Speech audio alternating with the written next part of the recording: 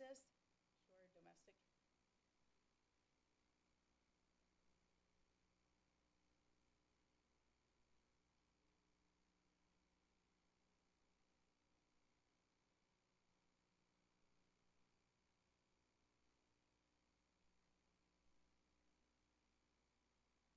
Allegiance to the flag of the United States of America and to the republic for which it stands, one nation, under God, indivisible, with liberty and justice for all.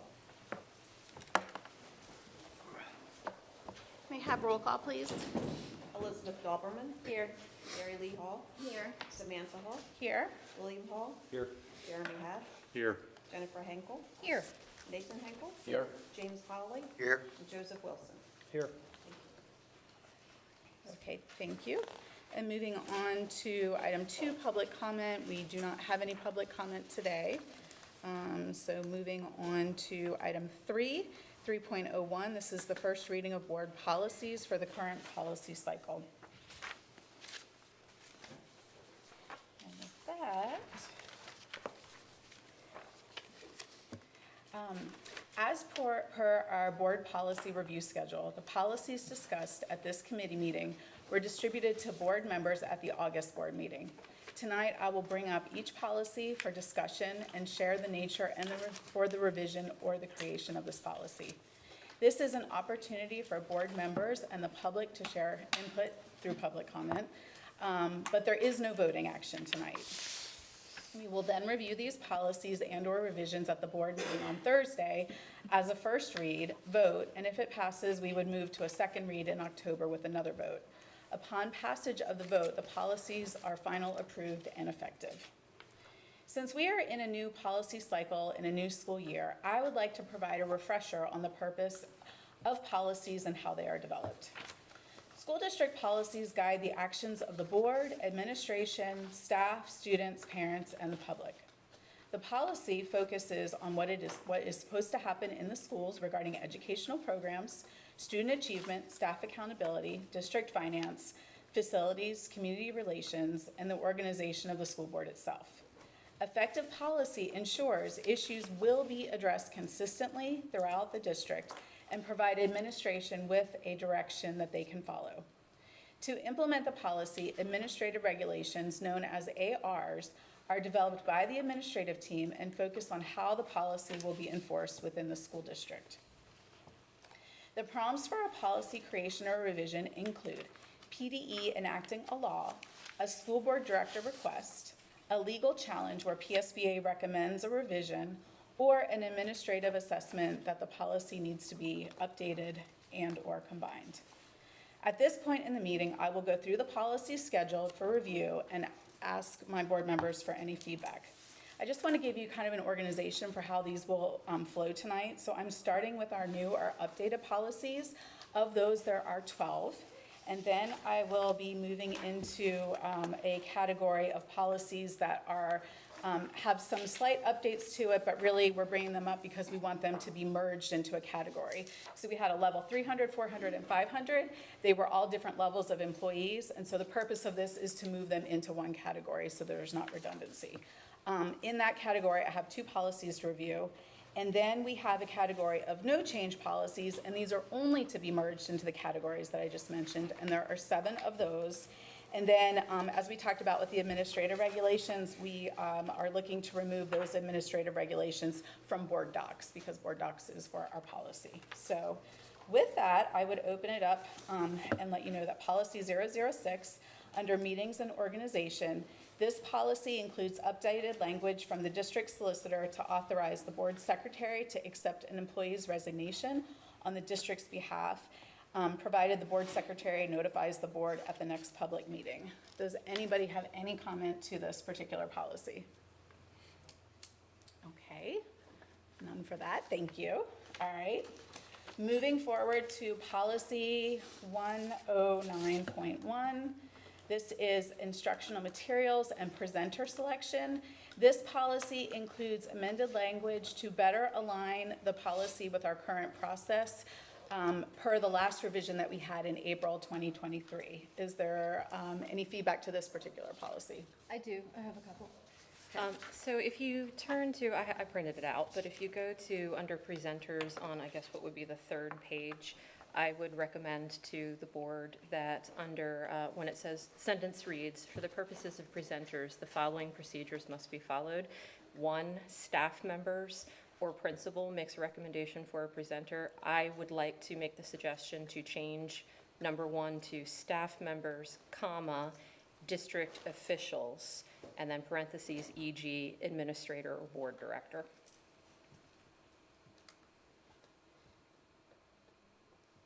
Sounds logical.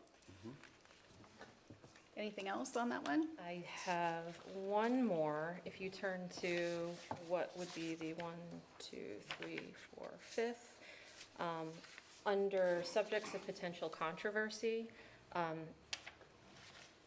for ideologies, number 2, I think that, and I'm willing to hear other people's opinions and how this translates to you guys, but will make available basic factual knowledge on any ideologies. I don't know that we can rightfully say any. That's a wide door. I agree. How would you revise it? I don't know. Okay. I've thought and I've struggled, and I really am just open to, I know what I don't like here. I really am opening for cooperative. Can we strike the word any? Let's see how that, will make available basic knowledge on Ideologies or ideologies philosophies. or philosophies. Yeah, that works. That, it could be that easy. That's to my satisfaction. Have to pluralize ideology and philosophy though, too. So, And then the one thing that it can be open discussion, I've noted that within this policy, and I would like to start out with a compliment. I think that our district does a fantastic job with our curriculum and with the way that we value diversity of opinion with our curriculum. I think that we go above and beyond, and then to make that transparency for everybody else to see, I really do think that we knock that out of the park. I do take pause. I'm noticing that with both the purpose and the philosophy and the objectives of the presenter selection, it makes a point to say, and in fact, with the objectives, it literally does say, present a diversity of viewpoints on controversial issues. And although I certainly think that that's a goal to have and something to aim for, what mechanism do we have, and perhaps we just provided it with board directors being a part of the presentation selection, what mechanism do we have, what enforcement do we have to ensure that diversity of viewpoints is something that we're getting with speakers? You know, to have a vetting process, that just means receiving, and then what to do with it once we've received it. How we're getting it isn't a part of any of this, if that makes any sense.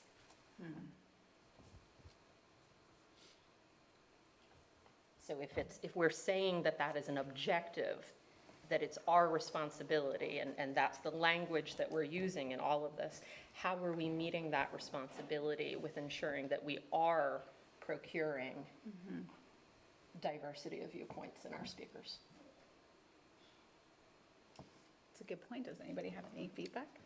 I mean, I suppose one way to at least evaluate whether that's happening is to have maybe an annual review of approved speakers. Since they all go through the vetting process, it shouldn't be too hard to compile that list and just review it annually to ensure that that's happening. How many, this is probably a hard question to ask, just for the administration, how many speakers do we have come through in any given year? I do not have that number, but I can bring that to Thursday's meeting. Are you? I have a little bit Yeah, more, okay. but take it away. Oh, no, go ahead and finish, yeah. Minor general overviews, but go ahead and we'll get to specifics if you have that. Okay. On just a few items here, under philosophy, in the first paragraph, it ends with, to this end, principles must be placed above personal opinion and reason above prejudice in the selection of materials and presenters of the highest quality and appropriateness. I do like the spirit behind that. It's a little bit difficult for me because we don't actually state any principles. So we're left trying to adjudicate between principles and personal opinion. So I'm not sure if that statement adds anything if we don't. So I'd rather strike it for now unless we establish, if we establish principles in here, then those apply. And we don't need the statement. But I'm not sure that that adds anything when it's left kind of vague like that. Under aids and selection, so that's back down much later in the policy. It's under guidelines, then there's aids and selection. On religion, it says factual, unbiased materials and presentation of information which represent all major religions will be selected. Two concerns I have with this is it leaves us adjudicating what's a major religion.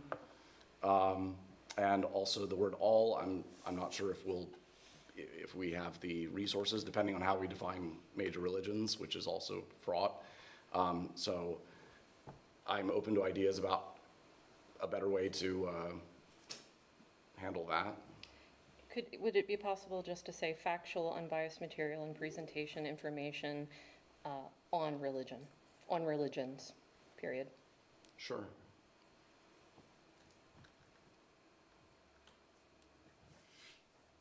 So I just want to make sure that that's all being captured, you're capturing. We're trying. Okay. You're awesome. Well, this is Len's part. No, I'm just kidding. We're trying to get it. I think we're doing okay. We're doing okay, Dr. Uppert? I'm doing fine. Okay. We always have the I'll ask video, and questions. if that gets to be Yes. too big a job, then just, I don't like to call me rely up on and that say- just in case we have a problem now. Okay, so factual, unbiased materials, presentation, information on religions, and strike the rest of it. Yeah. Okay. So. One additional piece, under, just a little further down, under the section sexual content and profanity, it looks like that section was never updated from when this policy primarily applied to reading materials and curriculum. And so I think just a few words should be changed to clarify, to expand it out to speaker vetting. So the word literary probably needs to change to educational.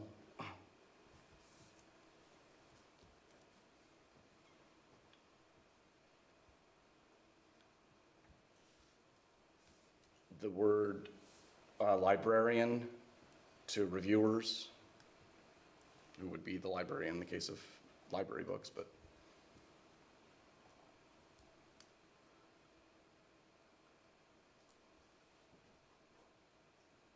did you find librarian? It's in the second line. Yep. So that's changed to reviewers, and then for me, the third line is readers, should be readers or listeners, Or audience. or audience, yeah. Consideration, the audiences. Audience, yeah, we can go with that, yeah. Audiences, yeah. Book at the end of that fourth line, should change to material. And then, I think we need to include, we have a number of, we have a stern test of literary merit and reality. I would add, and age appropriateness. Where's that? Sorry, literary, this, the second line. Shall be, and yeah, I mean, that goes beyond just sexual content and profanity, that stuff should be age appropriate, but I think for now that could be there. President Hagel, can you repeat where that was Yeah, again, missed please? So yeah, in sexual content and profanity, in the second line, it says, so actually from the first line to the second line, portraying situations dealing with profanity and sexual content shall be subjected to a stern test of literary merit and reality, and I would add, and age appropriateness. Okay, thank you.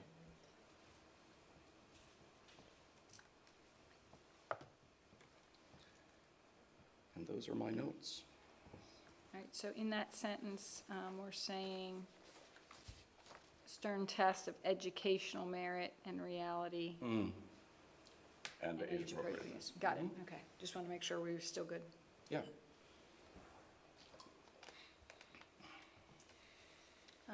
Anything else on that one?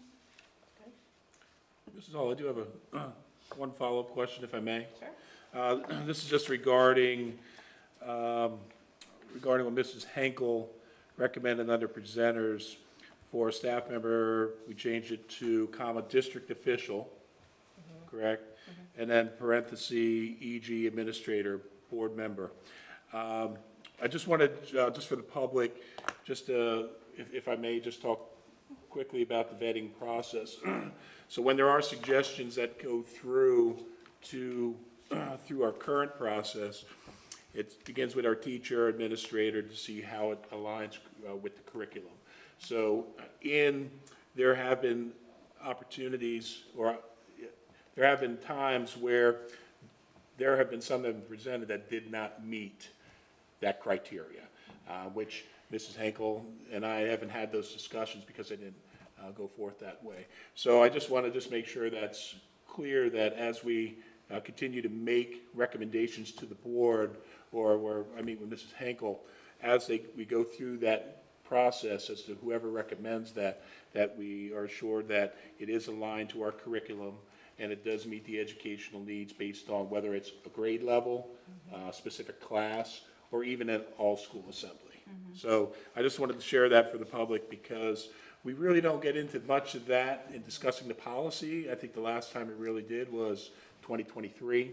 But when we're looking at the specific process and procedures that are within the policy, I just wanted to make sure that the public was aware that's how we go through in identifying our speakers, and then how they specifically then get vetted and make their presence in our school system. So that brings another question. So what does your vetting team look like? How do you do that? If a teacher has a recommendation that they want to have a speaker, that the teacher will speak directly with their administrator, because the administrator needs to vet that speaker prior to it continues on to Dr. Hughes, the director of curriculum, then to myself as the assistant superintendent, and then when I finally present that to Mrs. Henkel as the education chair.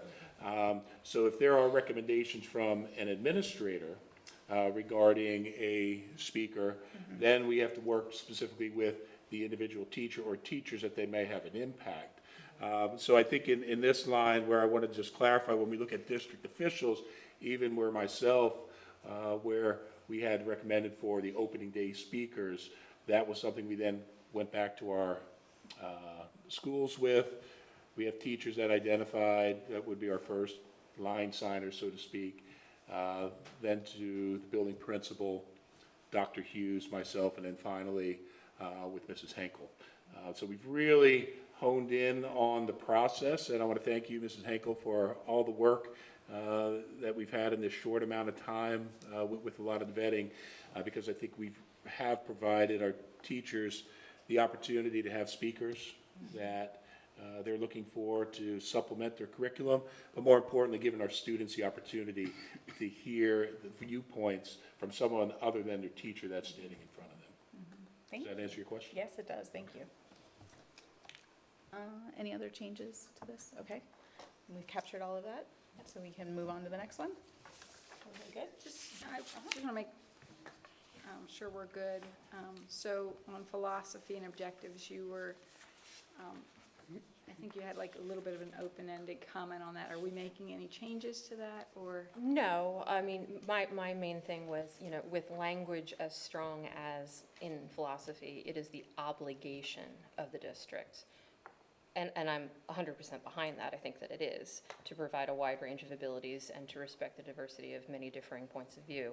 To say that it's an obligation, we should have in here some mechanism of enforcement that we've signed up for this and this is how we're doing it. And I thought that the recommendation of review, that's the only way we can. Okay, so that, then you're right, Yeah.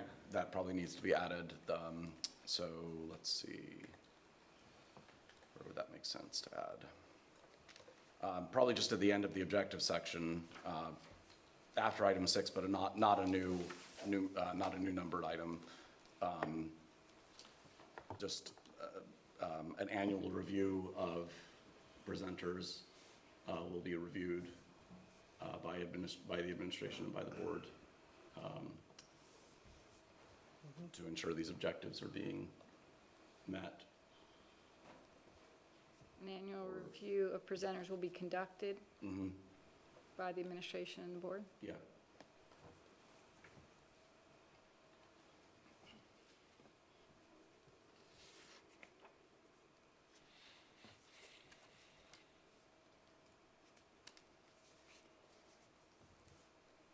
Do we have a time of year that that would be appropriate, like May? You could May approve your- towards the end of the year, or, we could do it around the end of the year, we could do it, as part of the education policy meeting. End of the year would probably be good, because June would probably work June. because it's a lighter if meeting. we had any last-minute presenters, like we had this last, Yeah. then we could at least encapsulate, everyone from the previous school year and then just share that at the June board meeting. so we get the commencement speaker as well in that. Thank I you. don't know if we have to have that in policy, annual, I think is fine, but we could. Yeah, target I would June. not make it more Yeah, specific. 'cause right, yeah. Okay. This is all, I do have one other note. Annually, we have speakers that return to us each year. And what I did note in the policy that was not included is that if, for our annual ones that we have come each year, I'll give some examples, the Bug Man.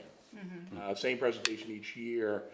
One of the additions or revisions, we'd have to figure where that would fall in, is if we could do that like every 4 years, that individual or that presenter would have to be reviewed by the board. I know there was some previous discussion about that. Yeah, I thought we did add it. Did we not add that? It is there. Yeah, I thought we did. Yeah, it's, under presenters. Yeah, here it is. Number 4. Yep. Yep, right at the But end. good I was just memory. making sure everyone else is paying Good attention memory. to that. Yeah, right there. Okay. Well, again, thank you, Mrs. Henkel and Dr. Repper. I know that that policy was put in place, and you've worked kind of through some of those things this year, so appreciate being able to see those updates to this. Moving forward, policy 123.1, sex-based distinction in athletics. This policy was created to ensure fairness and safety for our athletic teams while acknowledging the real and demonstrable physical and competitive competition between similarly aged and trained males and females in athletic performance. It provides a clear guidance that aligns with the PIAA bylaws in making eligibility determinations. Do we have any discussion on this policy? Just have one question. We got 2 versions, one from our solicitor and one from my LC. And I'm wondering why we're not going to, Was it for athletics that we got to, or was it for the other one? It was, For both of them. yeah. For both? both of them. Okay. Not going to discuss I had the same. one over the other? Yeah, so, we certainly, we can only reasonably pass one. And my impression was that this one has, greater support at the moment, but if this one were to not pass, then we could bring that one up. But there's really no reason to bring both up, because only one can pass, because they cover a lot of the same areas. How does it have greater support? That's my impression, but certainly if it, By, like, if by it the does not, board, you mean, or- if it doesn't pass, then I was wrong about that, but But do you mean by the board, is that? what yeah, you're saying? I believe that there's greater support on the board for this version of the policy. Because I haven't talked about it with anybody, so I didn't know. So in my mind, we retained a firm to help us Yes. write this. So in my mind, that, just kind of like when we have the IEP discussions, we have an education attorney, so we had an attorney specific to this. So that would be what my support would be. Right, but we also paid him to do this? I did provide, We did ask him I to did do it? provide that to ILC so that they could incorporate anything that there have been some minor changes.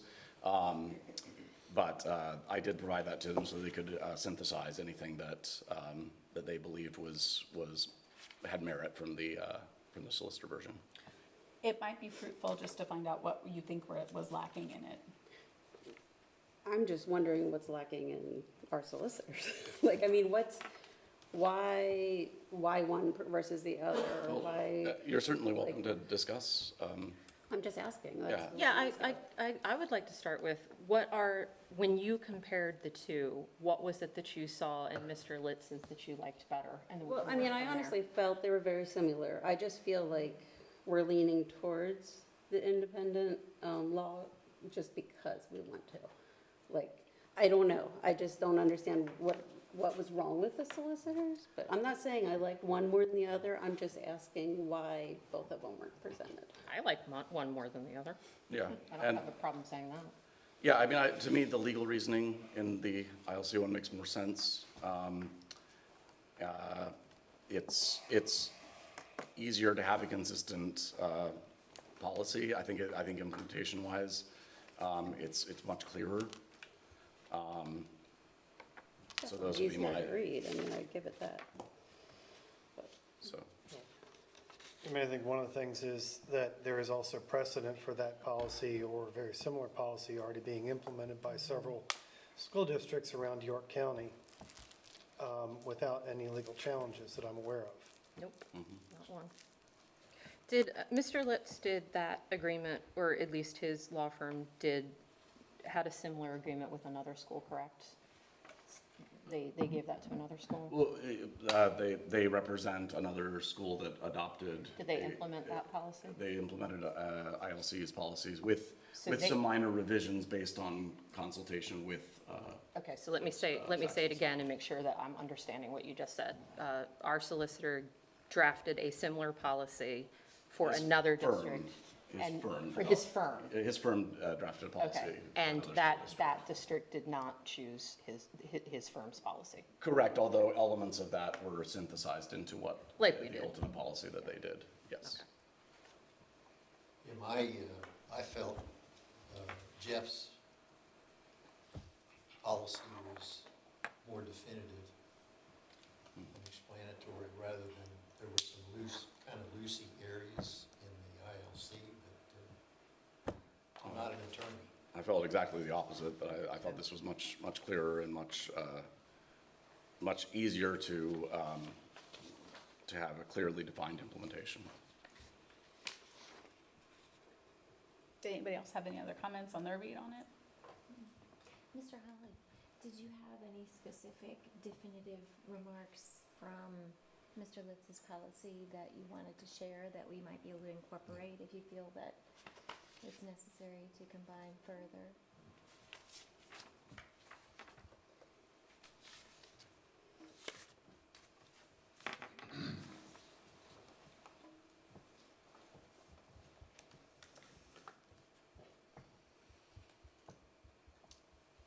So any other comments? I'm not really sure how we proceed with this. We've got, I mean, it would be helpful if there were elements from one policy that you felt could go to the other, because then we could add those in as part of the first read. But in the absence of having that comment, I'm not really sure how we would move forward in any of that. I mean, I think we can have these policies on the agenda and anyone can propose an amendment if they Okay. find elements that they want to include. Okay.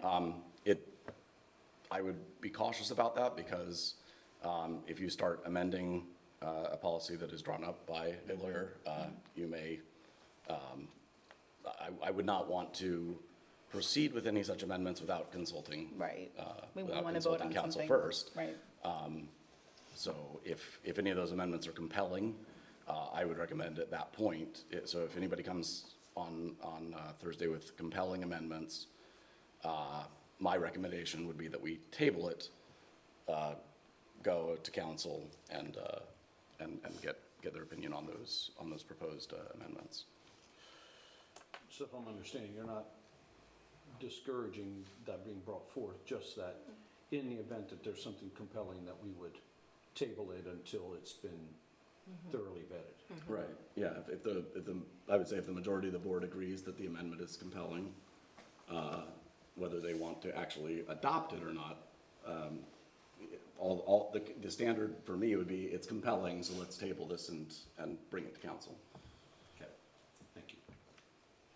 Okay, any other discussion? Just real quick, to potentially save us later, that would go for any of the policies. If there are structural changes or something that wants to be added, I think you really need to get legal counsel for those before implementing. That's just a suggestion from my part, because you may unknowingly change it through wording, and not be thinking contextually from a legal perspective, so. Certainly. So a couple words, probably not an issue. You start on the words. restructuring, it depends on the words. So I would just, I say that because we would take these and Jeff would review. This one's a little bit different because Jeff drafted, or the firm drafted a version. They're gonna be less likely to change it and agree to it. Thank you for that clarification. Yep. Okay, moving forward to policy 216.2, student records, name, sex, and gender identity. This policy was created to ensure the district keeps accurate records and recognizes the parental authority to make health decisions for their minor children. Any discussion on this policy?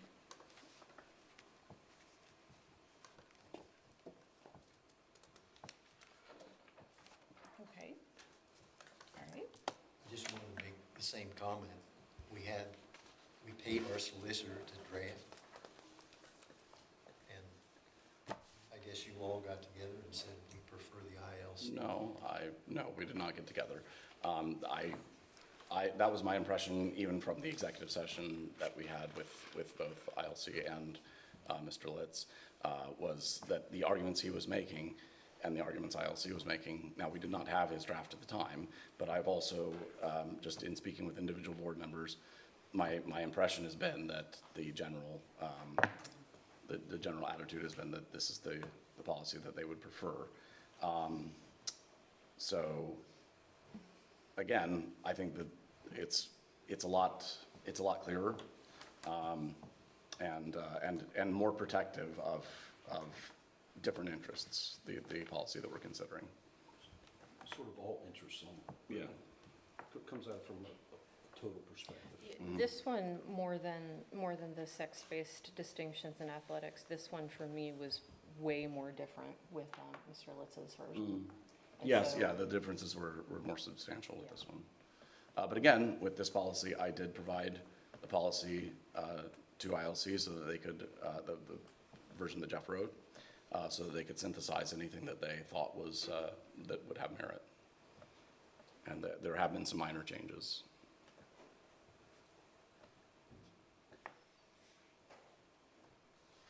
Anything else?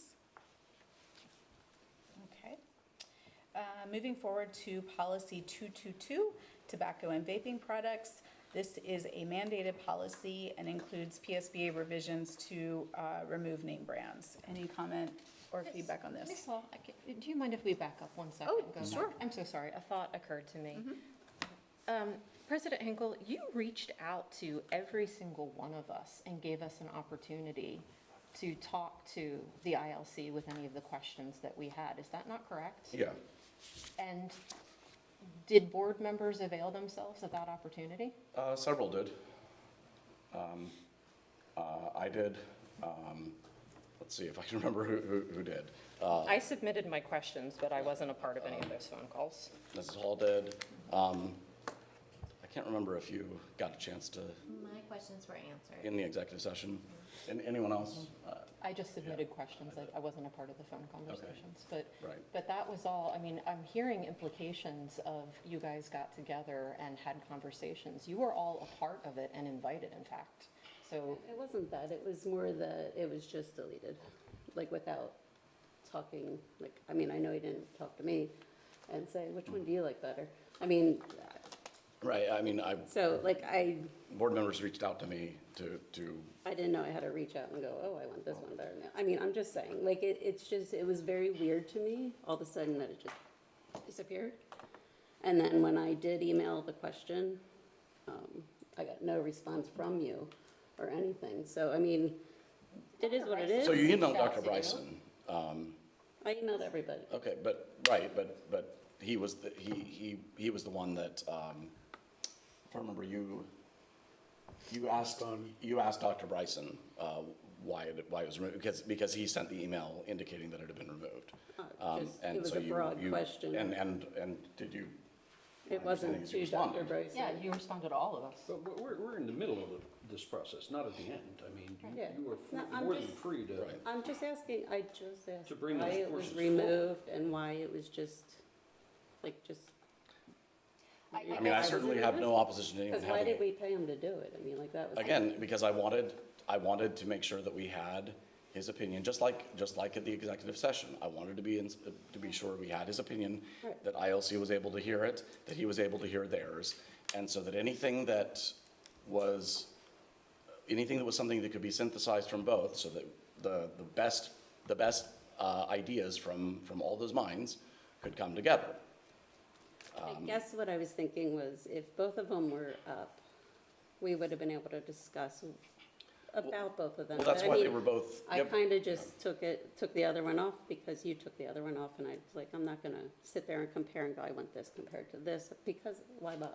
So Because it was too late. I have no objection to So- any board member having both policies. If you don't have a copy, we Because we weren't certainly get one to voting you. on it, I guess, is why Right. I was asking. Right. But it is what it is, but we were just trying to figure it out.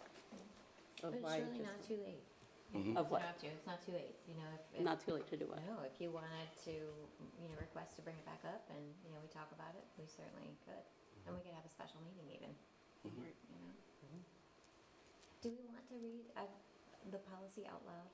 It's the 216.2. Uh, It's lengthy. I don't think you have. Well, it'll be made available when? It's going to be after Thursday's meeting. Right. Do you have approximate time frame? I would say definitely by Monday or Tuesday. It's gonna depend, so we'll make the revisions, hopefully by Thursday from tonight. But then it just depends if there's additional revisions, but I would say probably by Monday, Tuesday of the following week at the latest. And that's following sort of the new precedent that we've been doing for draft policies made available after that Thursday's meeting. Thank you so much for doing that, by the way. I know that's a lot of work. Yeah, so some of it becomes, again, per policy, if we're able to make all these changes between now and Thursday, which so far we should be able to, it just depends how many more there are. So if we're able to make all of them, then we can go through with first reading, and they'll be part of first reading.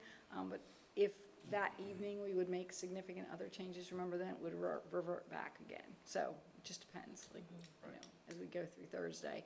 If everything from tonight is what's passed on Thursday, then they would all be made available at that time. Does that make sense? And if not, anything voted on Thursday would then be made available. Even if something didn't quite make the cut by Thursday, all of the other things would still be released. Right, yeah. Everything Yeah. else would still be released. Yep. Anything that's voted on Thursday in a positive manner would then be released. Well, it's There's just no first vote reading on it. anyway. Right, Right, we there's don't, no- we don't Oh, have there's to go just till first October. It's just first reading, and that's I what I'm thought- saying, so I if thought there there's, was two votes. yeah, Was that in the second meeting? as long as there's no significant changes, because once, like, there can't be significant Right, changes. because then it would be after- the first reading. Then it would be of the- first reading again, then we're gonna go back to first reading again, so, but I think we should be okay.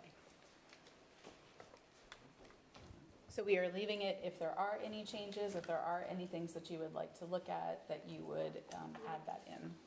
And that would be part of our, so just to clarify, that could be part of our discussion, but to Dr. Bryson's point, we would want to then, if there were substantial changes, table that policy, right? Until we were able to get somebody to look at it, if Mr. Holly and Ms. Doberman brought back some changes that were substantial. Okay, all right. I don't have any substantial. Okay, okay. Okay, so are we good to move forward? Okay, all right, so policy 222, tobacco and vaping products. This is a mandated policy and includes PSBA revisions to remove name brands. Did anybody have any changes to this particular policy or any comments?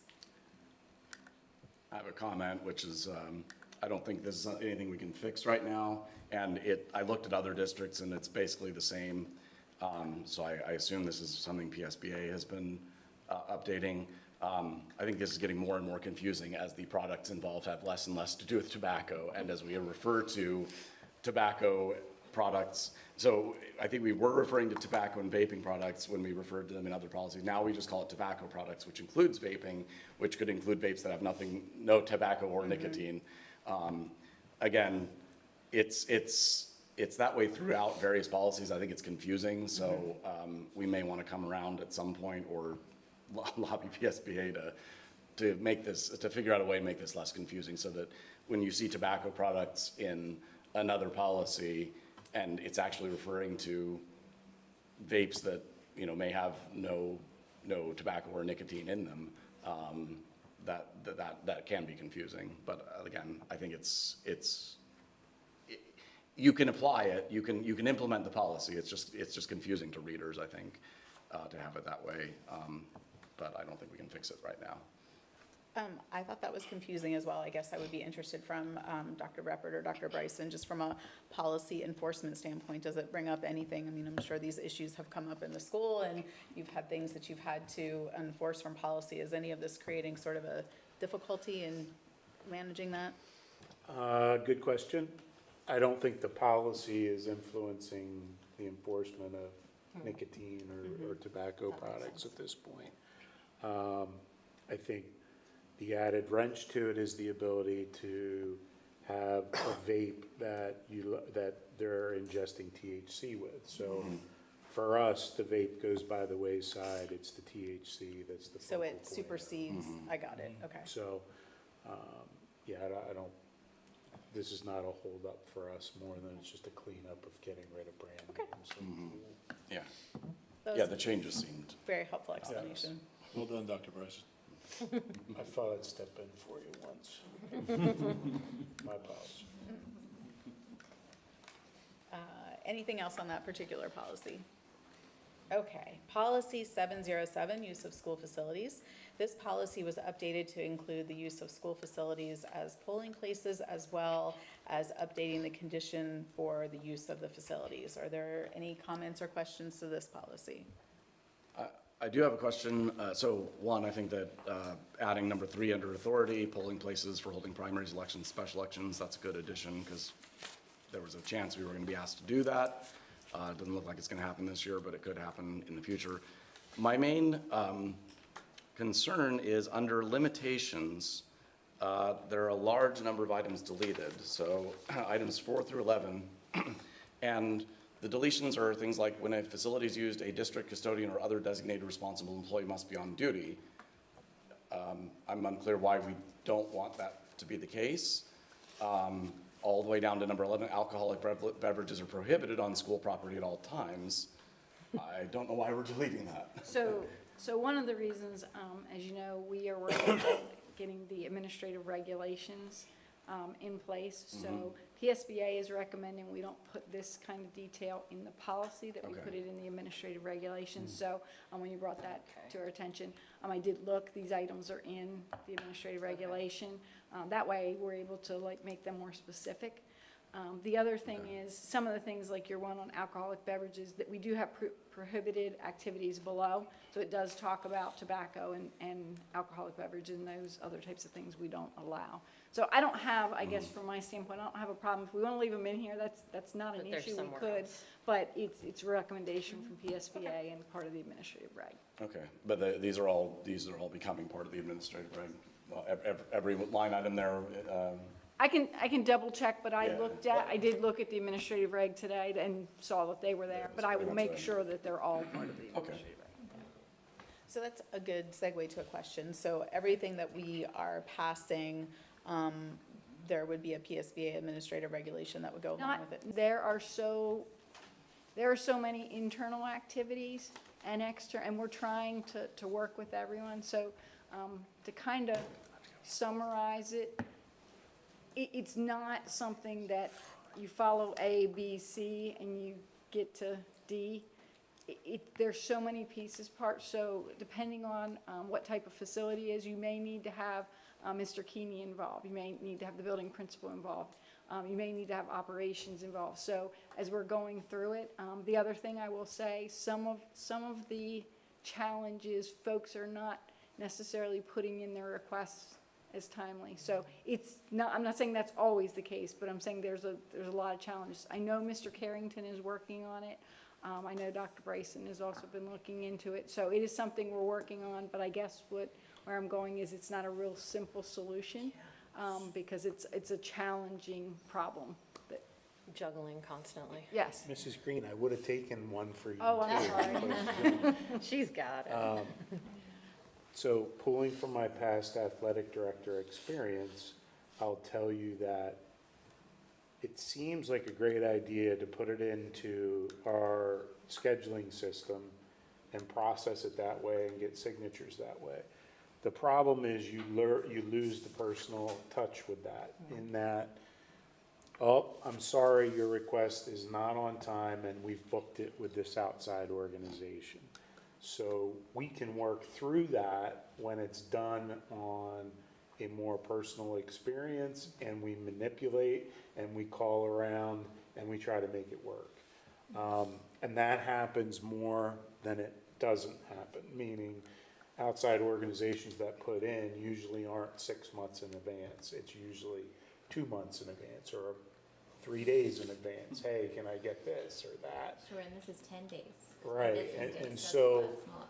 by going to a more system, it would be more efficient, but you're really gonna convolute the personal touch that we're able to do by making it happen, by making phone calls and shifting people around and everybody working together. Because you're not gonna have that luxury.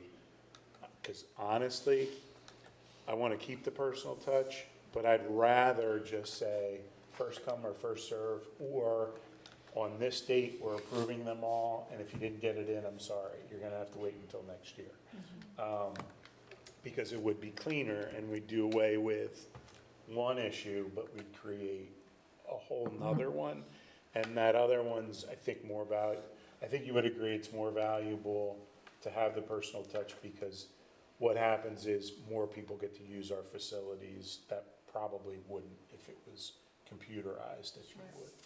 Would you say with the process that's in place now that the turnaround time is extensive and that the double booking is occurring more often than not?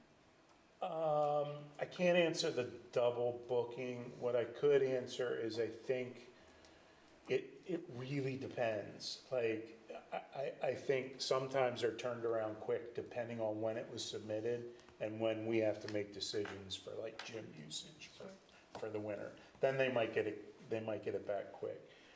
If it's a PTO getting a classroom, in all honesty, even if we're slow to turn it back over, the principal usually says, you're good. Yeah. You know what I mean? So Without I the think support where we back. experience a little bit at the top is you got an outside organization that's requesting, and they're hanging for an answer, and we might not be able to get back right away. All that being said, there's also exceptions where we probably can be better in getting them turned around too. I understand. Mrs. Hall, the one thing I would recommend is if you have an organization that has that happen, if they could reach out to Mr. Carrington or myself, we'd like to, not that we're trying to figure out who, if there was an issue or whatever, but really for us to understand like what happened. Sure. Because the more we can understand like, okay, what was the timing, what happened, then we can understand, maybe why that happened or how that happened, and then we can try to put something in place so it doesn't. Because when we talk in generalities of, there's double bookings, that doesn't help me try to figure out like how that happened. Right. So if we have specifics, then we can kind of use that to see what happened. Not a problem. Thank you. I know that's not necessarily policy related, so I appreciate the rabbit trail. Okay. So moving on to the next policy, policy 803, school calendar. This policy was updated by PSBA to provide options for school boards to direct what provisions the school calendar should normally include. It also includes updated terminology to reflect current school code provisions. Any comments or changes to this one? Just a quick comment, this gives us the flexibility that the law fairly recently provided to count education in terms of hours rather than days. So that gives us additional flexibility in terms of setting up the school year. Just to give context for the public. Yep, that's great, thank you. Okay, moving forward, policy 805.1, relations with law enforcement agencies. This policy was updated by PSBA to reflect current school code terminology and legal citations. I know we had talked about the other agencies that it refers to, so I don't know if that is something that we were looking for to be part of this, or if that's just an attachment. Sorry, Wasn't there other agencies that it referred to when we were looking for those to be noted? Whether it was like, so 909 has the responsibility to develop a memorandum of understanding with law enforcement agencies. So the listing, I think, could be specified as that part of that policy. okay.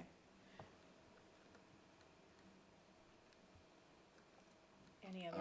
Yeah, sorry. I think I probably have an answer to this, but on, so for 805.1, if you look down where it says, the third paragraph under memorandum of understanding, there's a numbered list.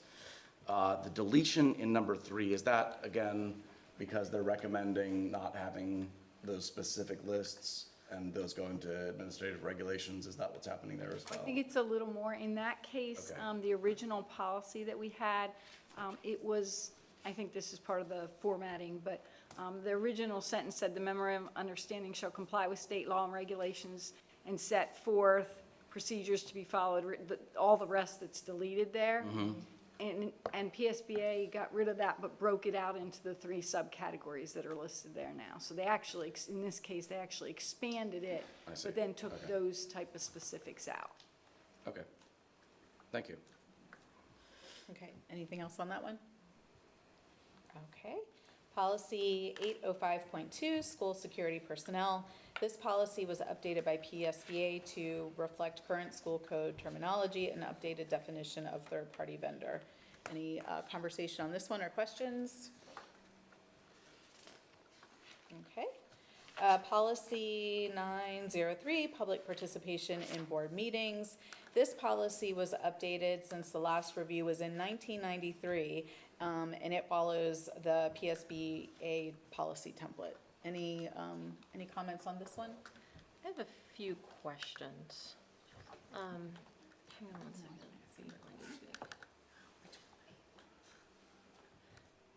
Are we, so the way that the policy originally read, are we trying to enforce now having 2 separate public comments?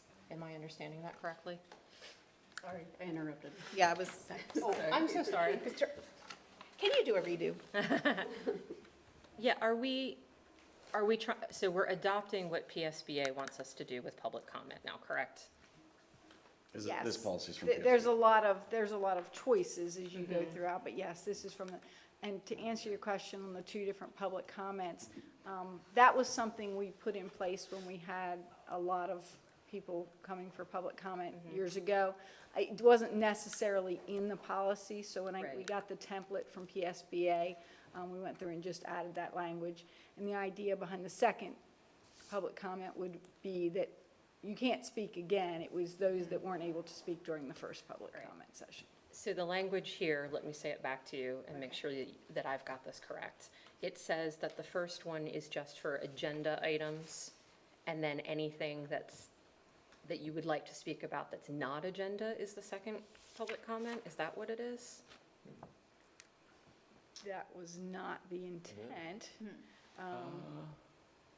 I understood it to mean that if you didn't have an opportunity, that there's really not a lot of change than what we're doing now.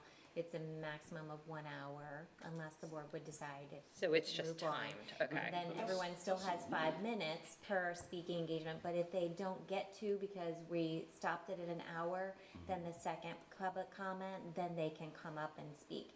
So that everyone still has an opportunity, even if you miss the first one, because we have to move on with business, is And that's, how I understand. that's the way that we've been doing it. Sure. But, so the board requires that public comment on agenda items be made, but that could be published agenda items or just whatever your agenda item is, Yeah, and right? one of the reasons it's written that way is those that have like, let's say we have 60 people sign up for public comment.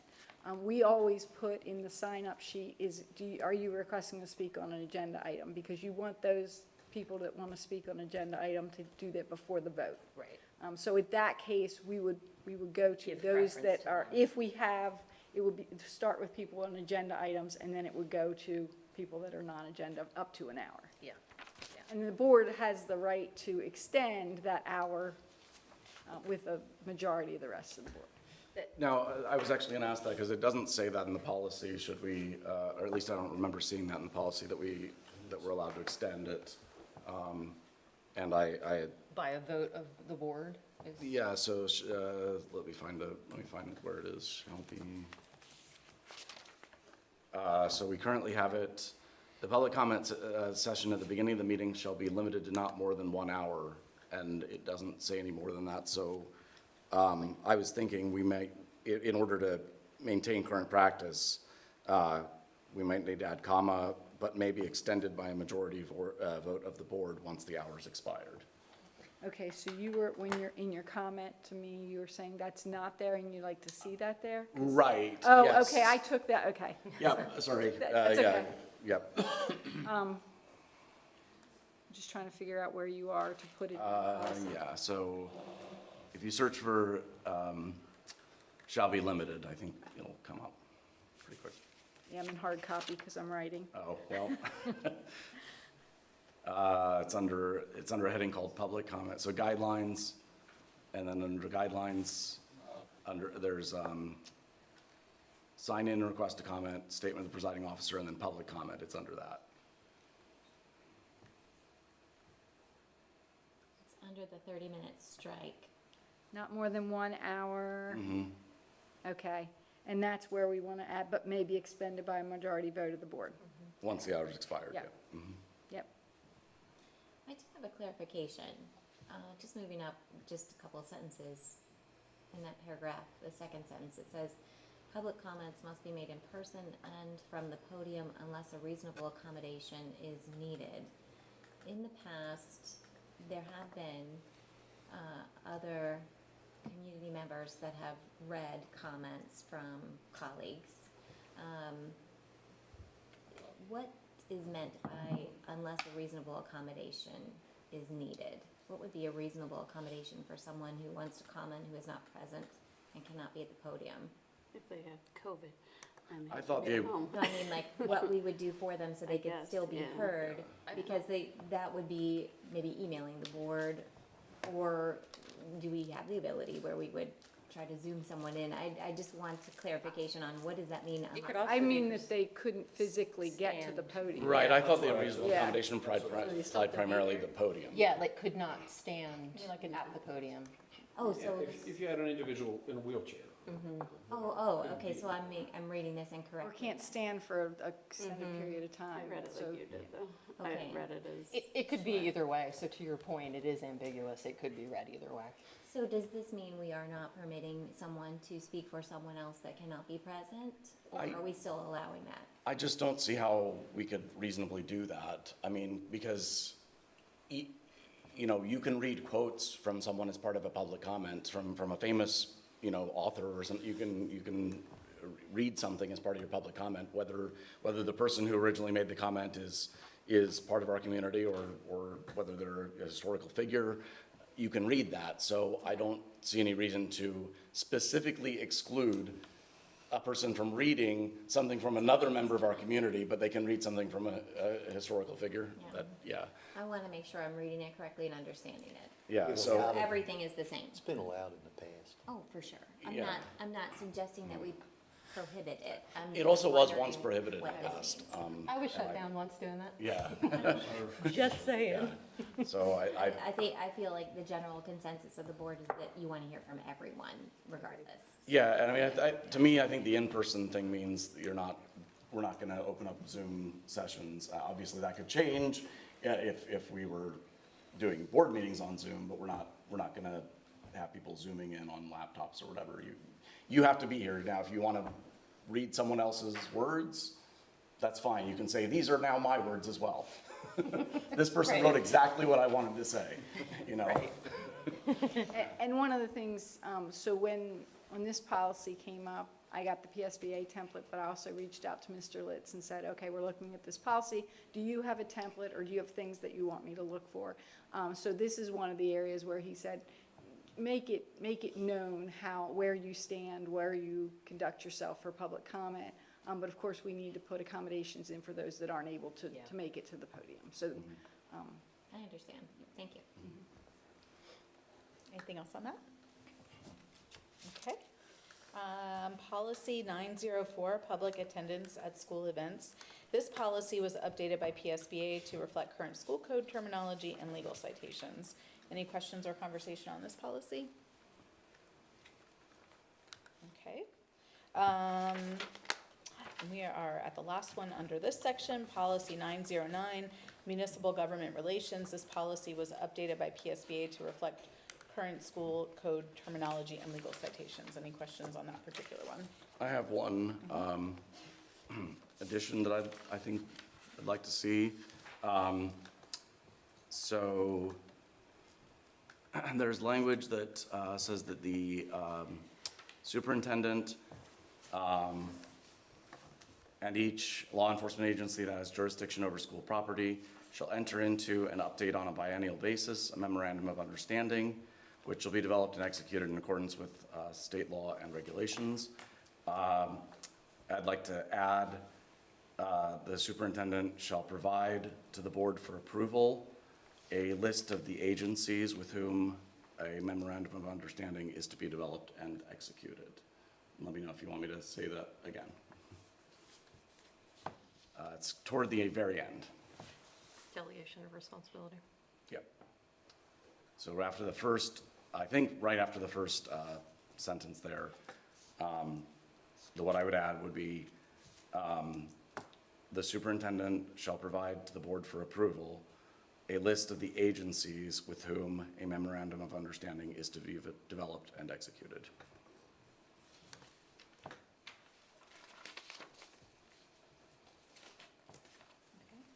Mrs. Green, am I correct in saying there's one?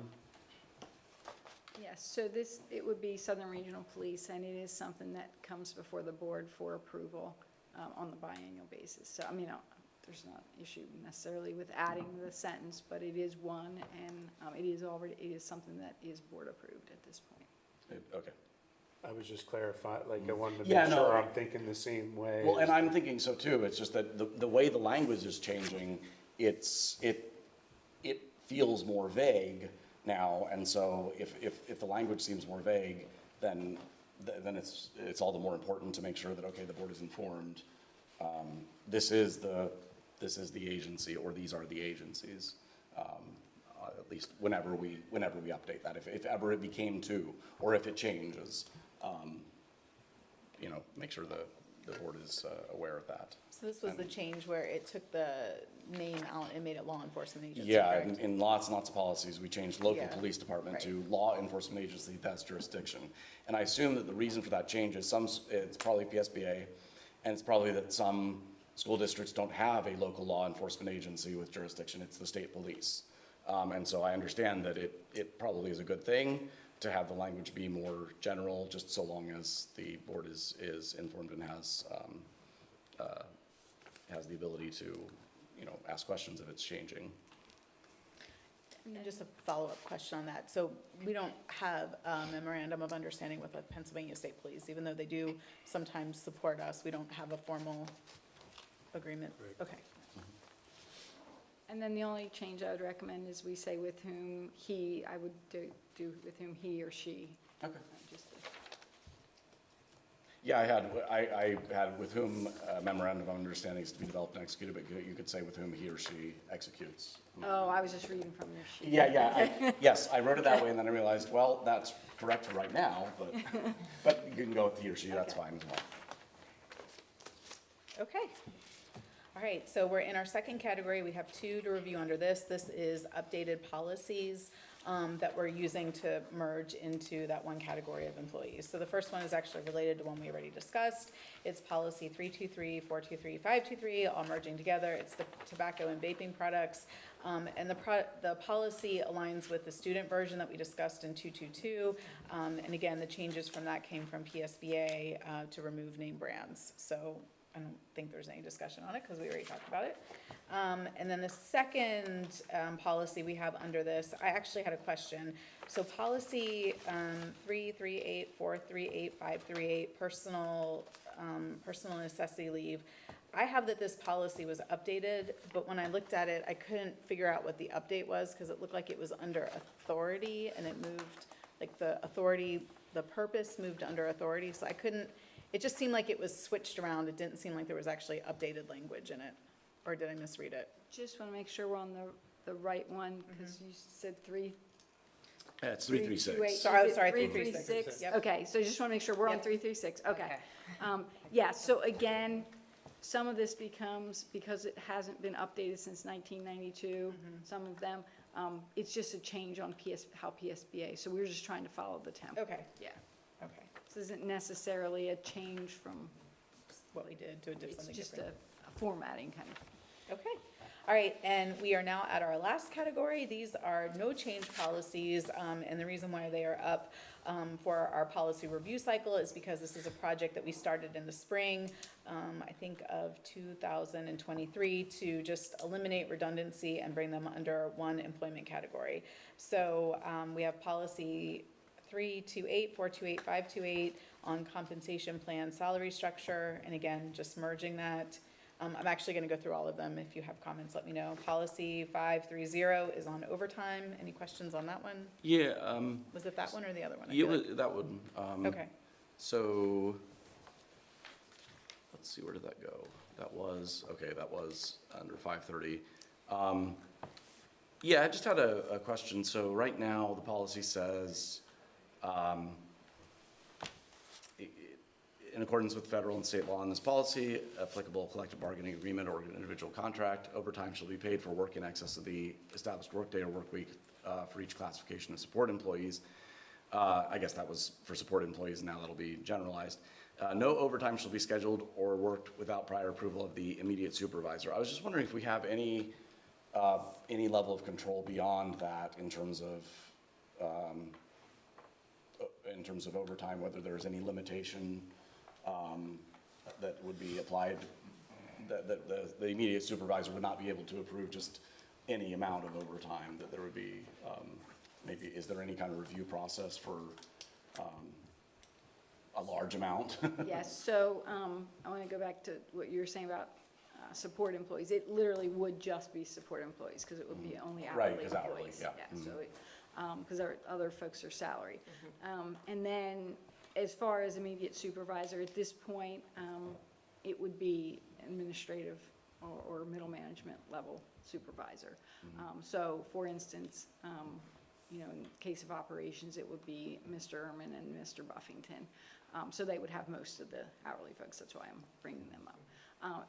They would work with me. I can be honest in that last year at this time, we were down 7 to 9 operations folks at a time, so we did have a lot of overtime.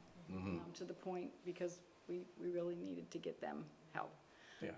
So it depends on the situation, but yes, we're constantly working through that. I mean, they're not doing it on their own with no one knowing. I mean, that's something I'm definitely looking at it at all times. So not something that we would want to do, obviously, and our folks don't really want to work all that overtime, I'm going to be honest.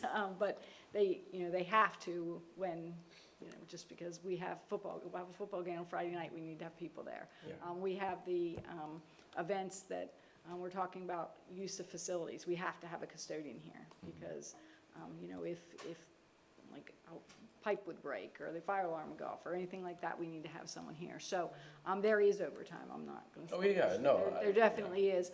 But from the standpoint of taking a look at, yes, we're always looking at what that is.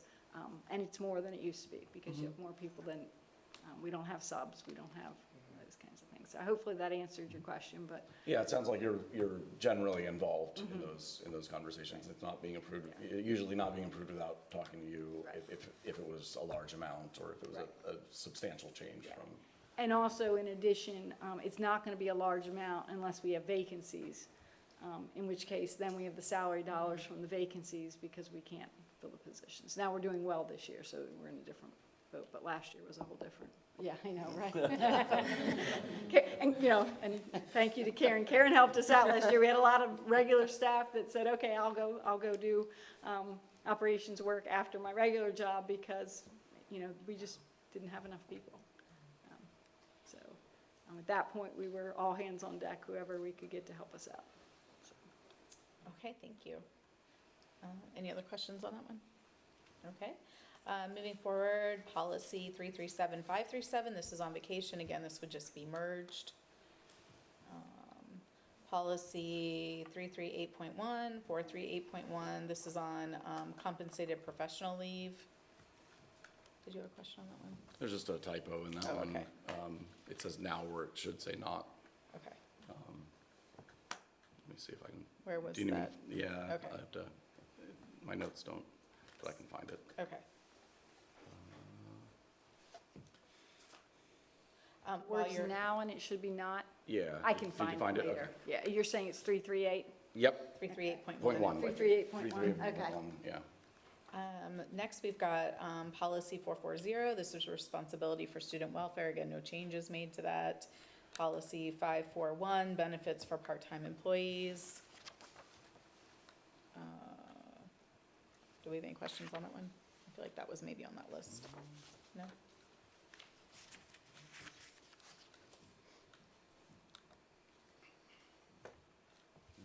No?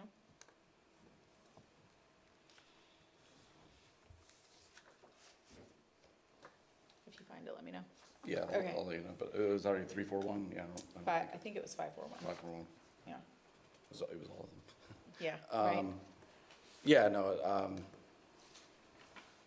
oh, yeah, I did have, yeah, sorry, because it was 541, I was looking for 341.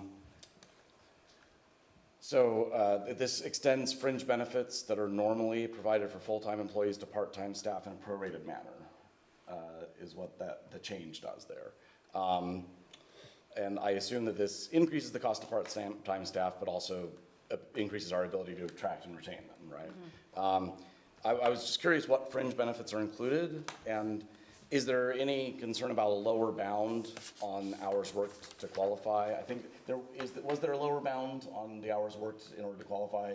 And then another question is, can all benefits be prorated? Like, can you get half of an accidental death and dismemberment policy, or do you rather give them the whole policy and then it comes out? If they want to have it, they get the whole policy and then it comes out of their pay, the difference? Or? Yeah, so one thing we may want to do is we may want to add the word are entitled to some fringe benefits normally provided for full-time employees, because we don't extend like health benefits. Okay. So when I was reading your comment, I thought it was a very good comment, because I think if we put the word some in there, it's mainly things like personal days, sick days, Those are easily vacation prorated. days. Like, yes, they're prorated. And it can be at your And then- discretion. Yeah, and then, like PSERS, under state law, they're entitled, 500 or more hours, so, it's more than just days, but it's not everything. And then we have, to make it more complicated, we have regular part-time employees, which I work a regular schedule of so many hours. And then we have other part-time that are less, that don't get quite the same thing. But it is based upon, your collective bargaining agreement or the classification of employee that you're in. Gotcha. Okay, so So we're going it's to all add some. spelled out in those areas, but I think if we add the word some, we can, That clarifies. Yeah. Okay, thank you. thank you. And then the last one under this category is policy 543, paid holidays. Question about that one. The change seems fine generally. I just wanted to understand a little bit more about how we accommodate non-Christian religious holidays. Because obviously the school tends to be closed for at least the federally recognized holidays that are also often Christian holidays. yeah, I suppose, not every Christian holiday is included maybe, but a substantial number of the major ones are. How do we handle non-Christian religions? If a teacher is a Muslim or Jewish or whatever, you know, how do we handle their need for those holidays? I'm not sure. Yeah, I mean, in general, they'd be using personal days or other days to utilize during that time. Okay. That might be a thing to revisit in a future cycle to see if there's any way we can, because, you know, they're going to, an observant Jew is going to use personal days, and it'd be nice to see if we can do something more systemic for that. Well, let me point out too, and it just changes it slightly. So teaching staff, and 9-month staff, those that work just during the school year, don't get holidays. So they're not entitled to, they have no holidays, they have a set schedule. So when you approve the school calendar, on there it says whether teachers work, and usually that's whether the 9-month staff work also. So it says what days they work. So it's not necessarily, so they don't, they would not get Christmas or Christmas Eve or anything. So this is really for 12-month staff that are actually entitled to, because they work all 12 months, entitled to holidays. So it doesn't necessarily change your question, but it is not the bulk of our staff. It is a small fraction of our overall staff that it would apply to. Mrs. Green, you want to talk about the floating holiday? And then for our 12-month staff, they also would have a floating holiday, and that's to be used to when, you know, it's a day that you would like to be off, but we don't necessarily recognize it. Is that what you were? Yes. For 12-month staff, is there any need ever for them to work on, say if they don't observe Christian holidays and they would like to come in and there's a need? I don't know if that comes up. I suppose it would depend on the job whether that would be helpful or not. Right, and we do have, so we allow. Because then they could trade. Yeah, so in our bargaining agreements and our agreements with our support staff, we do allow the week between the holiday break, that if folks want to work extra time throughout the year, they can have those days off. And what we allow there is if you would prefer, if we need someone to work, and you would prefer to work during that time, then you could have those days at another time. So I think that's a little bit what you're alluding to, but we are closed then on the actual holidays. That Unless would it end be an actually emergency pretty or well. something. If Yeah. they can bank those days and then use them. Now, it is only if we have work, because obviously we don't want to create extra days. Sure. But Yeah. it's, That's at as least as we work through a that. step in that direction. Yep. Yeah. Okay, thank you. And then the last category that we have is the ARs 830 -AR-0, and this is the security of computerized personal information breach notification. Again, this is just one to be combined, to remove from board docs because it's an AR, not a policy. And then the second one is AR 830.1-AR-0, and that's data storage and security to be removed from board docs. So, okay. That concludes 3.01. Moving on to item 4, do we have any new business? Can I just add one thing back on 3.01? Oh, sure. And I know you and I spoke about it today. The one thing we missed with the one policy, 830, that was on the original list that we didn't move forward. We do not have any changes to policy 830, but it is required that we, both the administration and the board, review it once a year. So we will be bringing that back in October, just so that we can put in the minutes that it's reviewed and there's no recommended changes. But I just wanted to point that out to everybody. That still should be, I believe it's still in board docs. It still should be in board docs for your review, but we're not recommending any changes, but it is one that we have to review each year. Okay, thank you for reminding me about that. Okay, no new business? All right, well then, item 5.0 is adjournment, so we are adjourned. Thank you.